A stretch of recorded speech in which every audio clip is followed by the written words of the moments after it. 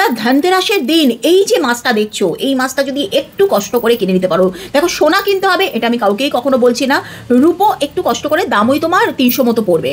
যদি তোমরা জোগাড় করতে না পারো তাহলে আমাকে বলো, আমি তোমাদেরকে ব্যবস্থা করে দেবো। এই রূপোর মাছটাকে দিয়ে তোমাদের যে মহা উপায়টা বলবো সেইটা ধনতেরাসের দিন করো। বিশ্বাস করো, চাঁদির যদি এটা কিনতে পারো তাহলে 100% তোমাদের ঘরে সারাটা বছর টাকার বৃষ্টি হবে। কি করবে? ধনতেরাসের দিন এই মাছটাকে দোকান থেকে কিনে নিয়ে এসে একটু সিঁদুর লাগিয়ে লাল কাপড় দিয়ে মুড়ে তোমাদের যেখানে টাকা পয়সা থাকে সেখানে রেখে দেবে।